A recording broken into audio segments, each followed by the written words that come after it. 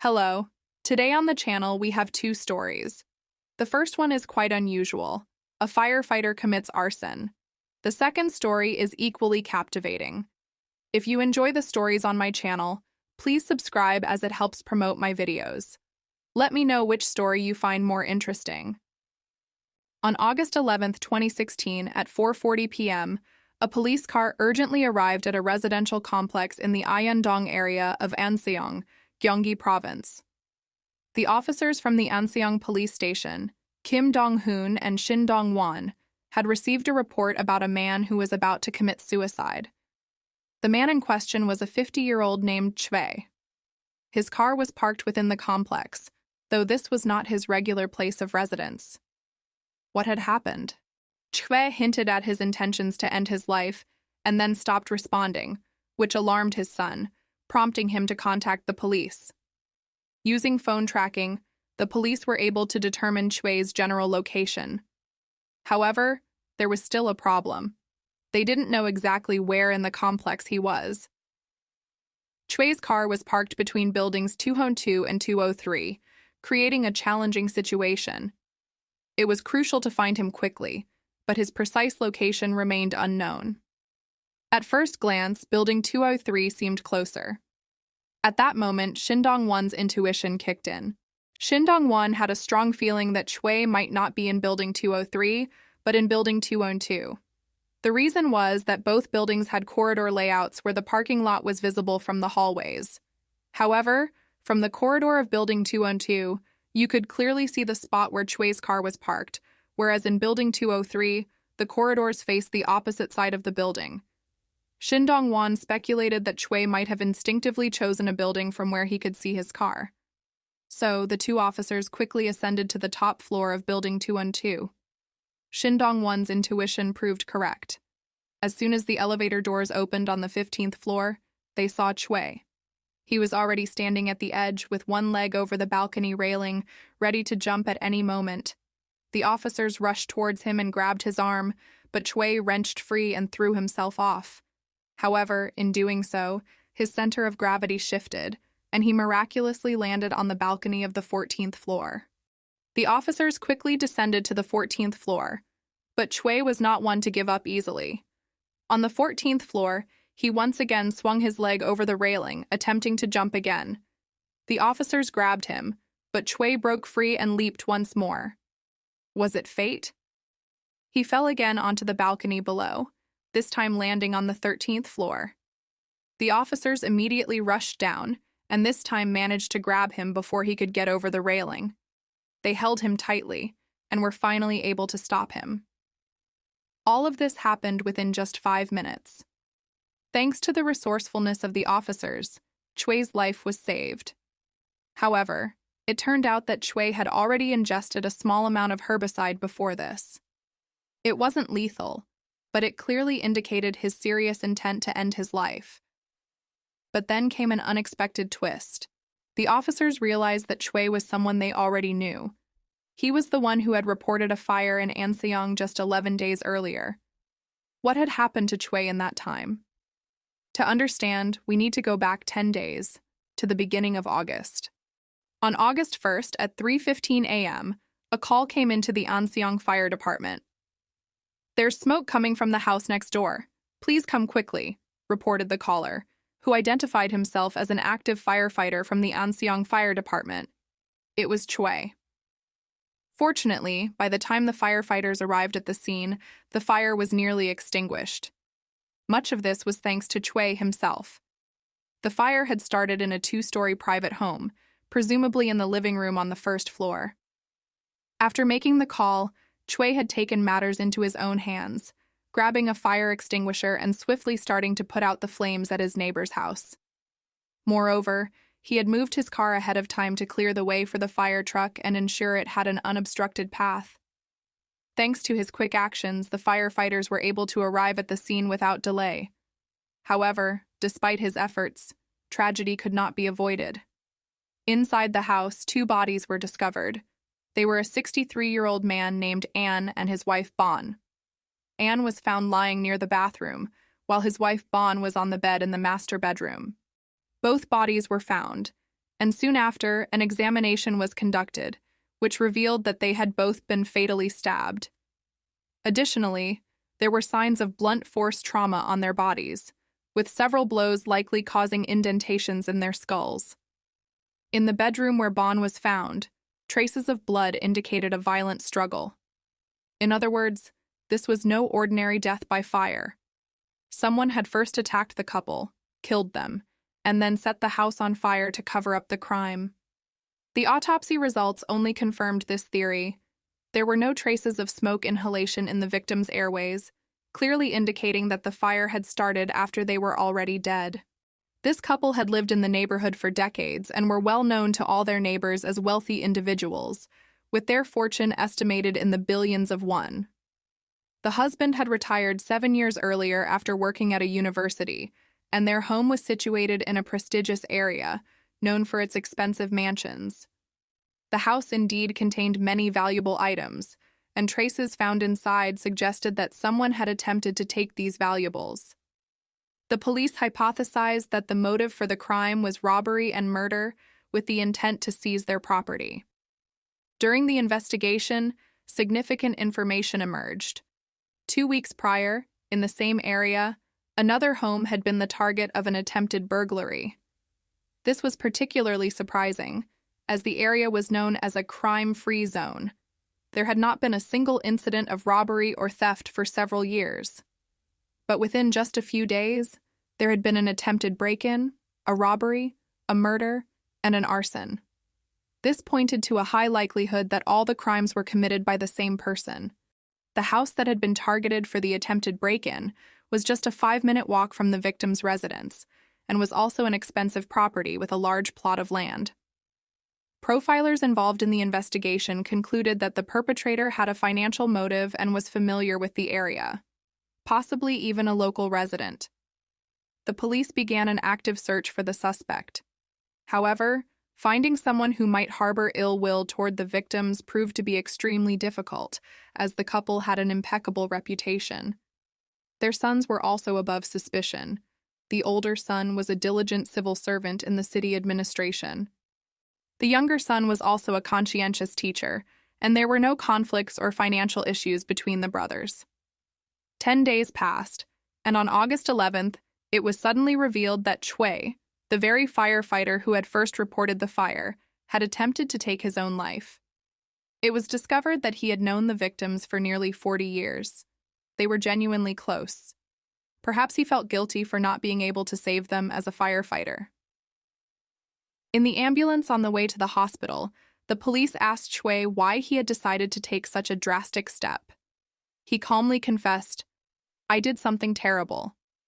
He then revealed the hidden truth. He was the one who had killed the neighboring couple and set their house on fire. What was the motive for the crime? The answer aligned perfectly with the profiler's conclusions. Chui had a debt of approximately 260 million won. It was shocking that a firefighter could have such a large debt due to gambling. It turned out that since 2009, Chui, along with 5 of his fellow firefighters, had been involved in an illegal gambling game known as soda. The stakes in this game ranged from 500,000 to 3 million won, making it a high-stakes affair. Over time, the game became more frequent, and Chui's debts began to accumulate. At first, he tried to manage his debts by taking out loans, but eventually, he resorted to borrowing from private lenders, including loan sharks. In the end, his monthly payments on interest and principal reached 5 million won. However, despite all this, Chui never uttered a word about his gambling problems to his family. He tried to cover living expenses, but his salary was clearly insufficient. Ultimately, Chui began planning a robbery. Having lived in the area for a long time, he knew the financial status of every family in the neighborhood. He chose the wealthiest house as his target. On July 19th at 3:13 a.m., Chui, wearing a mask and armed with a knife, entered the yard of the wealthy house he had chosen. Noticing surveillance cameras on the property, Chui sprayed the cameras with black paint from a can and was about to break into the house when suddenly the security system alarm went off. Hearing the loud sound of the siren, Choi panicked and fled, causing his first robbery attempt to end in failure. However, he didn't stop there. Early in the morning on August 2nd, at 3 o'clock, Choi put on a mask again and this time climbed over the fence of his neighbor's house. That night, the door to the pantry connected to the house was left open, allowing Choi to easily gain entry. He opened the bedroom door and began searching for something to steal. At that moment, he locked eyes with Anne's wife, Bon, who had woken up. "What? What's happening?" she exclaimed when she saw him. Panicked, Choi grabbed a hammer and struck her on the head, killing her instantly. The noise woke her husband, Anne, who rushed out of another room and confronted Choi at the entrance to the bathroom. A struggle ensued, but Choi stabbed Anne in the neck, killing him on the spot. Choi made sure Anne was dead, then returned to the bedroom. Bon, despite her severe injury, was still alive. Choi delivered another stab wound to ensure she was dead. He then doused the area from the small room to the living room with gasoline and set the house on fire. He quickly fled the scene and called the fire department to report the fire. Although Choi had killed 2 people, he didn't take anything valuable from the house, making his robbery attempt a complete failure. After the incident, Choi continued to live as if nothing had happened. He returned to his regular shift at the fire station, but 2 days later, he took a leave of absence and did not return to work. His hypocrisy was particularly striking when he attended the victim's funeral, where he behaved unusually. He talked incessantly, boasting that he was the first to report the fire and that he had helped extinguish it, then complaining that the police were calling him in for questioning as a witness. Can this be right? It just drives me crazy. This was classic behavior of a guilty person revealing themselves. As they say, Choi had given himself away, but each day he became more aware that the investigation was closing in on him faster than he had anticipated. The reason was that he had discarded the murder weapon by the side of the road, and the police had found it. Under the pressure of the circumstances, Choi decided to take his own life. First, he went to his father's grave and drank herbicide, but to his surprise, it did not have serious health consequences. Then he decided to jump from a height and went to a nearby residential complex, where he was apprehended. In the end, Choi was arrested for murder, robbery, arson, and involvement in illegal gambling. In court, he claimed that he did not understand why he had committed the crime. "When I confronted the victims, I lost my mind. It was too terrifying and horrible." However, there were inconsistencies in his story. As mentioned earlier, Choi had known the victims for nearly 40 years, like family. If Choi had truly intended only to commit theft, he could have waited until the neighboring couple was not at home. However, he chose a time when they were asleep and brought a weapon with him. This indicates that he clearly had the intent to kill. As a result, the court of first instance sentenced him to life imprisonment.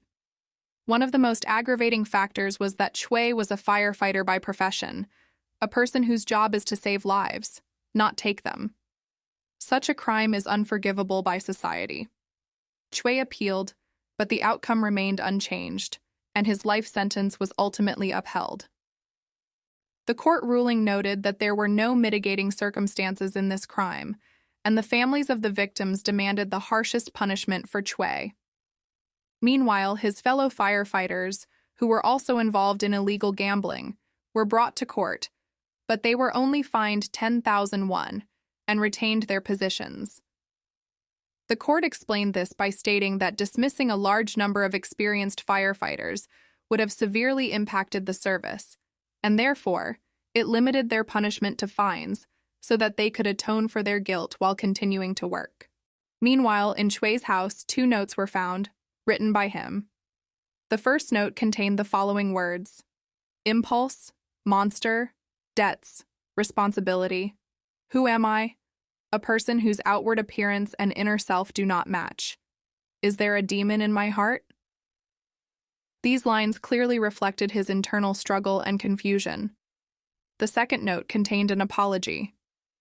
Forgive me, those who care about me. I tried to hold back, but I couldn't. Choi was addicted to gambling, and likely his weakness for impulsive actions made him vulnerable. It all started with the impulse to make money, but in the end, it led to the impulse to kill. This uncontrollable impulse resulted in the irreversible crime he committed against people he had known for many years and lived alongside. While true hero firefighters risk their lives to save others, Choi disgraced them with his crime. Moreover, he left his wife and children with the stigma of disgrace, becoming a source of shame for them. The fall of a firefighter hero. That's how this story ended. On May 27, 2011, a well-liked student nurse mysteriously disappeared after stepping out of the hospital during her shift to visit the parking lot. The police were utterly baffled by the case, which seemed to lead them from one dead end to another. From the very start, the investigation lacked any significant leads. It wasn't until later, when hope was nearly lost, that the authorities found reliable witnesses, silent observers who had seen everything. The secrets they held eventually helped unravel the truth about what had really happened to Michelle Lee. It was a Friday evening. Michelle Lee was halfway through her shift. As part of her nursing program, she was working in the Kaiser maternity ward. Around 7 p.m., she took a short break to go to the hospital parking lot to retrieve something from her car, a round trip that should have taken only a few minutes. That same day, at approximately 10 p.m., Michelle's supervisor gathered all the students to announce their last day at the hospital. But one student was missing. That student was Michelle Lee. The supervisor tried calling her mobile phone, but there was no answer. Then, remembering that Michelle had mentioned going to her car, the supervisor headed to the parking lot, looking for Michelle's brand new white Honda SUV. However, there was no sign of the vehicle or Michelle anywhere in the parking lot. Accompanied by a local security guard, the supervisor began searching the area, hoping to find her student. Suddenly, the supervisor spotted a white SUV matching Michelle's car driving up a ramp towards her. She waved to the driver, trying to catch their attention, but the vehicle abruptly turned around and sped off towards the parking lot exit, almost colliding with another hospital employee's car in the process. Bewildered by this strange behavior, the supervisor ran after the vehicle, attempting to get a glimpse of the driver's face to confirm if it was indeed Michelle's car. However, by the time she reached the bottom of the ramp, the vehicle had vanished. The supervisor was unable to see who was behind the wheel, and she couldn't be entirely certain that it was Michelle's car, though the situation struck her as incredibly odd. The next morning, Michelle's cousin, Kristen Din, received a phone call. When asked if she knew Michelle's whereabouts, Kristen replied that she had no idea where her sister was at the moment. The girls were quite independent, so Kristen didn't think much of it. After the call, she simply rolled over and went back to sleep. Meanwhile, one of Michelle's classmates left a voicemail for her brother, Michael, stating that no one could find his sister. Soon after, Michelle's instructor called Michael as well. The woman was on the verge of breaking down, barely holding back tears as she explained that they had contacted the police because the situation seemed very serious. Michael and Michelle Lee were born in San Diego, California, after their parents immigrated from Vietnam in the early 1970s. The siblings grew up in the same house with their cousin Kristen, in a large family, 15 cousins and their parents. Michelle's mother was a nurse, and when she passed away in 1999, Michael and Michelle became incredibly close, always looking out for one another. For Kristen, Michelle was more than just an older sister. She was a mentor. Michelle taught her everything: how to choose the right bra size, pluck her eyebrows, apply makeup, straighten her hair, and more. Michelle was a true role model. Following in her mother's footsteps, she planned to dedicate her life to helping others. So when she was offered a spot in nursing school, she accepted without hesitation. By this time, Michelle had been missing for 15 hours. Her family and friends anxiously awaited the start of the investigation. The first to arrive on the scene was Hayward Homicide Inspector Fraser Ricci. With nearly 30 years of experience in law enforcement, his first task was to assess the psychological state of the missing girl. He needed to determine if she had any work-related issues or if she was dealing with romantic troubles. But there were no troubles, neither professionally nor in her relationship. According to those close to her, Michelle was a happy person, doing what she loved and embracing life as it was. She was deeply committed to nursing, a vocation to which she devoted herself entirely. The idea that she would simply run away in the middle of her shift seemed utterly impossible. For something like that to happen, there had to be a very compelling reason. The first step for the police was to examine the workplace where Michelle was last seen. Everything she owned was left untouched. Her bag, jacket, wallet with bank cards and identification, all were still there. According to her classmates, before heading to the parking lot, Michelle had mentioned that she was just stepping out for a moment and would return right after her break. At the parking spot where Michelle's car had been, forensic experts made a chilling discovery: someone's blood. The sample was immediately sent to the lab for analysis. Meanwhile, there was no sign of Michelle's white SUV anywhere. Despite the apparent dead end, Inspector Fraser Ricci managed to uncover a lead, a witness who had seen everything.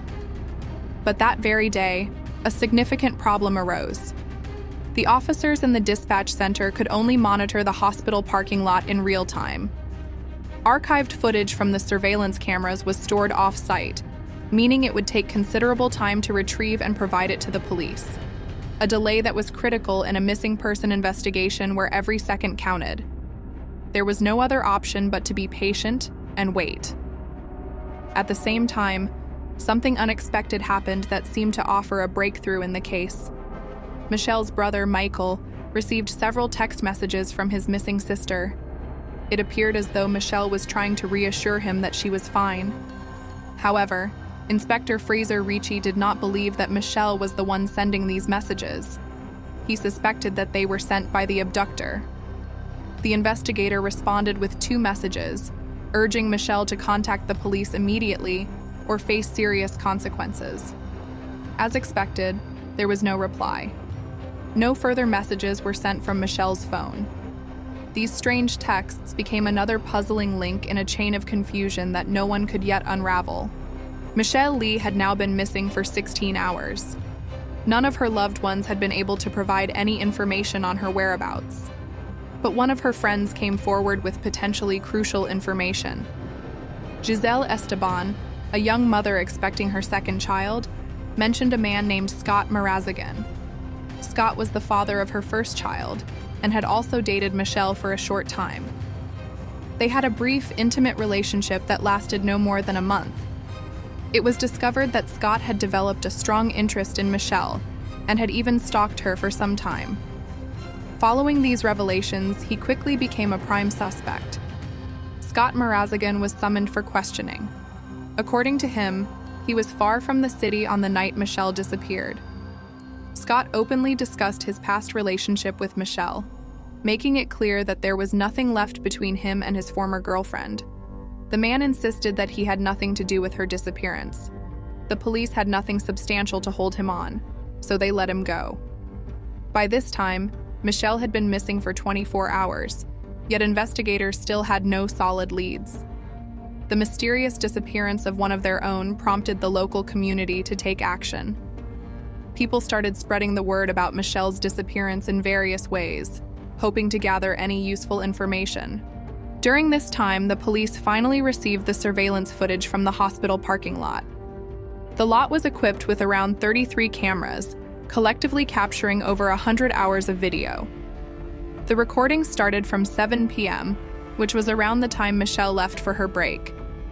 At 6:55 p.m., Michelle is seen on the screen, calmly walking towards her car. Everything appears normal. There's nothing suspicious in the footage from the other camera either, as she continues on her way. The next step was to examine the footage from the camera that directly overlooked the parking spot. Investigators carefully reviewed the video, hoping to spot someone resembling Michelle's ex-boyfriend. But then a major problem arose. The crucial file was empty. It turned out that the camera had malfunctioned at the exact moment it was needed most. As a result, the police were unable to obtain footage from the spot where Michelle's car was parked during her disappearance. Despite this setback, investigators didn't lose hope. They still had around 30 other surveillance cameras to review carefully. At 7:15 p.m., just 10 minutes after Michelle was last seen in the parking lot, her vehicle was recorded heading toward the exit. Investigators continued tracking the vehicle's movement, switching from one camera to another, hoping to determine who was behind the wheel. However, the footage was too blurry. The parking lot was poorly lit, and the SUV's windows were tinted. All attempts to enhance the image quality proved futile. Identifying the driver was impossible. Investigators kept reviewing the remaining footage, but it also failed to reveal anything useful. Just minutes later, Michelle's supervisor appeared with a security guard. They had set out to search for the missing girl, now 2 hours since her disappearance. It was at this moment that the woman spotted Michelle's car returning to the parking lot. Yet, it was still impossible to discern who was behind the wheel.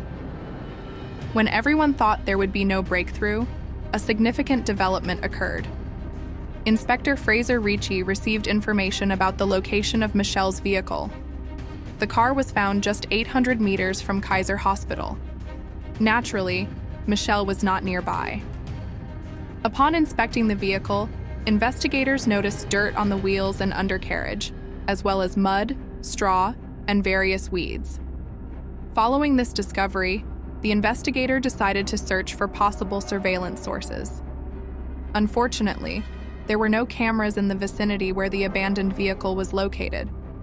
However, the fact that Michelle's car was found confirmed the hypothesis that she had most likely been taken by force. The news from the police about the discovery of his sister's car left Michael in a state of deep shock. Forensic experts meticulously examined Michelle's vehicle in search of any potential clues. On the driver's seat, they found an unidentified hair, which was immediately sent to the lab for analysis. No fingerprints were discovered, indicating that someone had gone to great lengths to erase all traces. However, on the back seat, investigators uncovered a crucial piece of evidence: a university ID belonging to a student named Ketty Miller. Finding this mysterious woman became the next priority for the police. Inspector Fraser Ricci conducted interviews at Samuel Merritt University, where Michelle was a student, asking around among her classmates. Unfortunately, no one could recognize the woman in the photograph. This suggested that the unknown individual might be a student from a different group. The mystery deepened when the police reached out to the university administration and learned that the ID actually belonged to a faculty member, not a student. Moreover, Ketty Miller had not even started working at the university yet, as she was on vacation in Hawaii. This perplexed the investigator even further. How could her ID, which she had never used, end up in the car of the missing Michelle? The discovery added another layer of complexity to the already baffling case. Sergeant Corey Linteo of the Hayward Police Department discovered that the ID badge had been stored on a secretary's desk at the campus before it was stolen. By this time, Michelle Lee had been missing for nearly 2 days.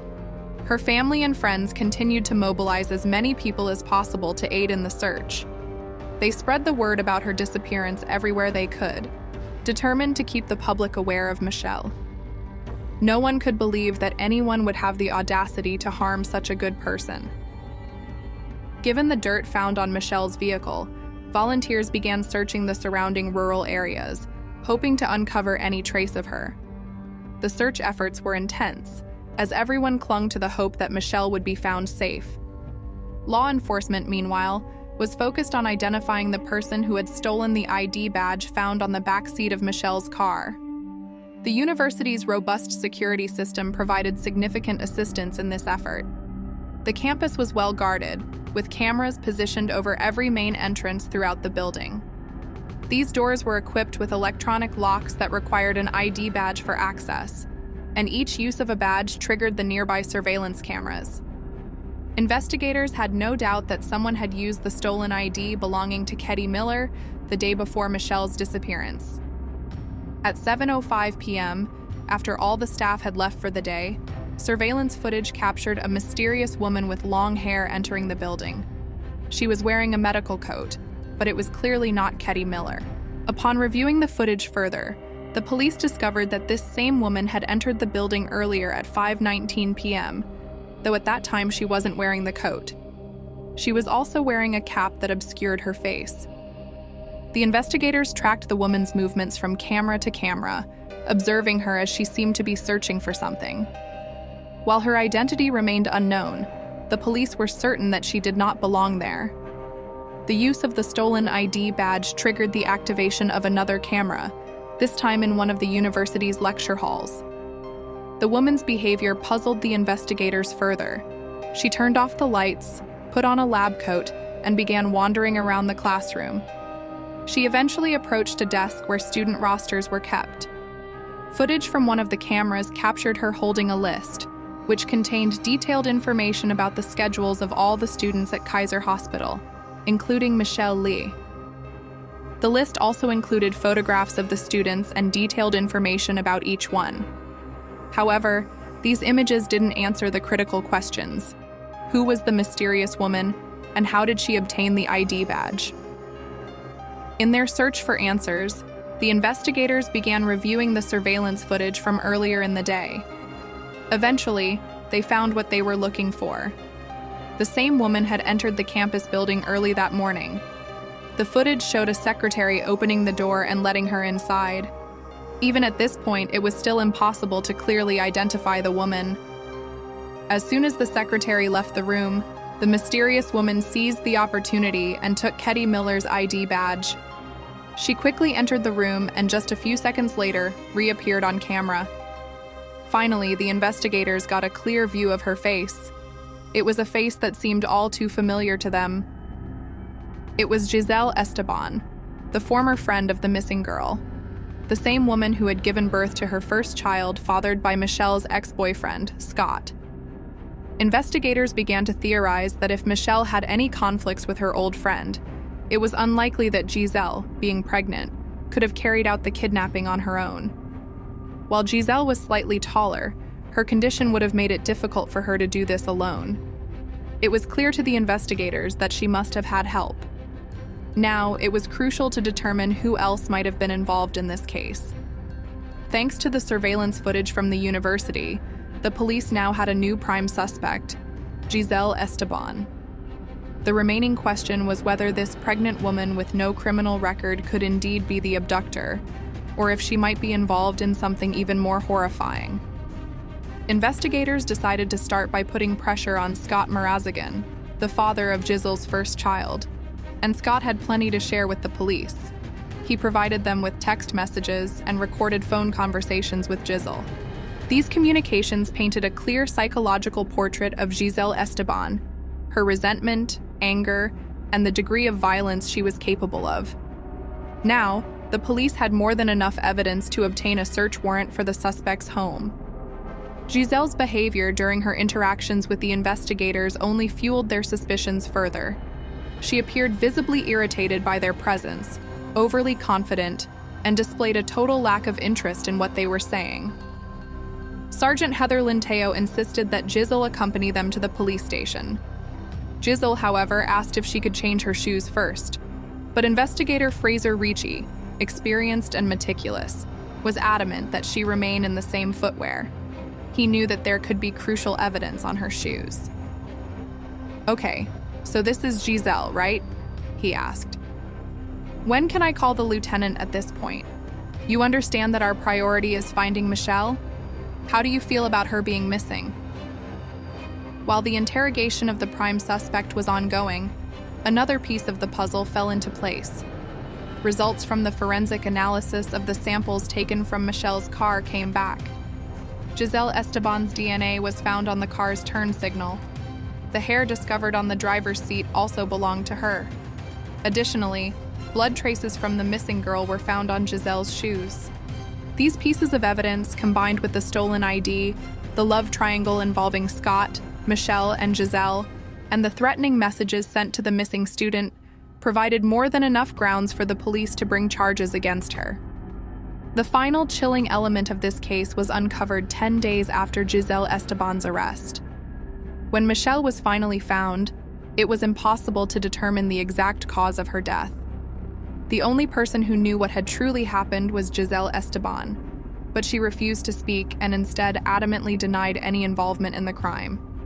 However, by piecing together the video evidence, the police were able to reconstruct the sequence of events. Giselle had used the stolen ID to gain access to the university, where she gathered information on when her future victim would be at work. She then made her way to the parking lot of Kaiser Hospital. It is believed that Michelle was ambushed near her own vehicle. The blood found at the scene indicated that the attack took place right there. After the assault, Giselle drove away to dispose of Michelle's body. She later attempted to return the car to its original location, but was spotted by Michelle's supervisor. Panicking, Giselle sped off and abandoned the car 800 meters from the hospital. In an attempt to mislead the investigation, she sent several text messages from Michelle's phone to her brother. But as we know, this did not save her. Giselle Esteban was found guilty in Michelle's case and sentenced to 25 years in prison. She later claimed that she acted in a state of passion, but the video evidence showed something entirely different, a clear, strategic plan. I was afraid I would forget how she laughed or the sound of her voice, so I got 3 tattoos for her. It was the most permanent thing I could do to keep her with me, a family member reflected. Surveillance cameras were the decisive factor in solving this case. The judge who presided over the trial stated that he had never before seen a case so thoroughly unraveled by such evidence. It's been 4 years since she left, and it doesn't get any easier. As always, dear ones, value your life.